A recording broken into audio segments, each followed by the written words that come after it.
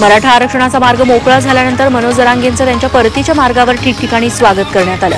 पुणे जिल्ह्यातील महागणपती रांजणगाव नगरीत सकल मराठा समाजानं क्रेनमधून जरांगेंवर पुष्पवृष्टी केली आणि फटाक्यांची आतषबाजी केली। तसंच डीजेच्या तालावर ठेका धरत त्यांचं भव्य स्वागत केलं गेलं।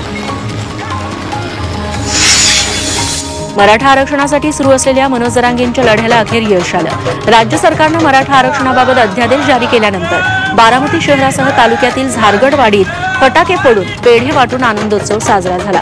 यावेळी घोषणाही देण्यात आल्या।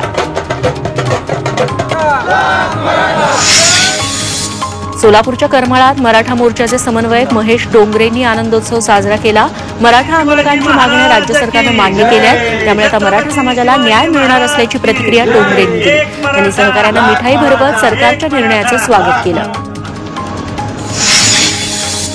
मराठा आंदोलकांच्या मागण्या राज्य सरकारनं अमृत नोनी आर्थो प्लस, ये एक प्रूवन फॉर्मूला। इसमें मौजूद नोनी फल के गुण और आयुर्वेदिक जड़ी बूटियां शरीर को जरूरी पोषक तत्व देने के साथ साथ हड्डियों और जोड़ों के घिसने, उनमें होने वाले सूजन और दर्द को रोकने में मदद करता है। दर्द मुक्त जीवन के लिए अमृत नोनी आर्थो प्लस। मान्य केल्यानंतर साताऱ्यात शिंदे गटानं जल्लोष केला। कार्यकर्त्यांनी फटाके फोडून एकमेकांना पेढे भरवत आनंद साजरा केला। यावेळी छत्रपती शिवाजी महाराज आणि मुख्यमंत्री एकनाथ शिंदेंच्या घोषणांनी परिसर दुमदुमून गेला। मराठा आरक्षणासंदर्भातल्या मागण्या सरकारनं मान्य केल्यानंतर रायगडच्या महाडमध्ये जल्लोष करण्यात आला। छत्रपती शिवाजी महाराज चौकात मराठा समाजाने आनंद व्यक्त केला। फटाके वाजवत गुलाल उधळत यावेळी पेढे वाटण्यात आले। मुख्यमंत्र्यांनी मनोज जरांगेंना अध्यादेश दिल्यानंतर संपूर्ण राज्यभरात मराठा समाजानं जल्लोष केला।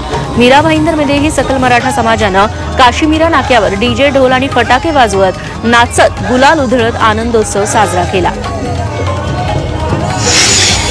मराठा आरक्षणासाठी मनोज जरांगेंच्या लढ्याला यश आल्यानंतर नाशिकच्या मनमाडमध्ये मराठा समाजानं जल्लोष केला।